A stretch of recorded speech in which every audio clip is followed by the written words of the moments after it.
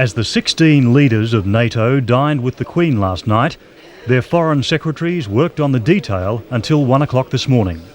There was some resistance from the Conservative British and French, but no one wanted to stand in the way of what was really President Bush's personal message to Moscow. That here's an alliance that is purely, that you should view, Mr. Gorbachev, as defensive and not threatening. And please convince your military and others in the Soviet Union of this fact. The London Declaration says nuclear weapons are to be used only as a last resort. There's an offer of a non-aggression pact stating that NATO and the old Eastern Bloc are no longer adversaries. There's an agreement to cut the knot of German unity by limiting the size of a future German army.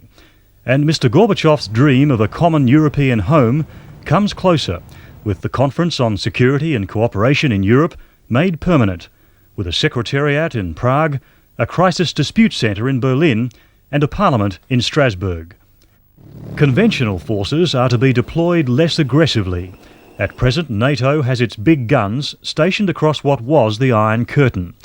This concept will be replaced by small, mobile, multinational forces spread out, with most heavy weapons kept in reserve. The nuclear question is more complex. Artillery shells will be removed if Moscow does the same. Current short-range weapons will be scrapped, but replaced by air-launched nuclear missiles, probably launched from Germany despite Chancellor Kohl's objections. In the minds of the conservatives of NATO, in nuclear terms, little has really changed. We've made it quite clear that short-range nuclear weapons could always be used to retaliate against an adversary who came across the line. Nuclear deterrence has given us an unprecedented period of peace, and it will remain fundamental to our strategy. But by reducing its reliance on nuclear weapons, NATO and the new Europe will adopt a new strategy making its nuclear forces truly weapons of last resort. Having rewritten NATO's Cold War doctrine here, the alliance's next task is to sell it. Next week, NATO's Secretary-General will make an historic trip to Moscow to hand-deliver a message of friendship. And right behind him will be West German Chancellor Helmut Kohl, trying to persuade President Gorbachev to accept a united Germany as a full member of NATO.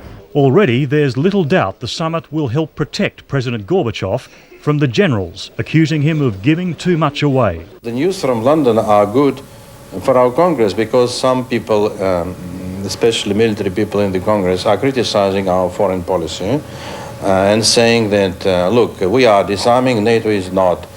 NATO is modernizing, and I think it's a good message for them to listen because NATO is now reciprocating. The London Declaration leaves many details to unravel in the months ahead, but it's full of symbolism, and its signatories say it nourishes the peace process in the most constructive meeting of its kind since the Second World War.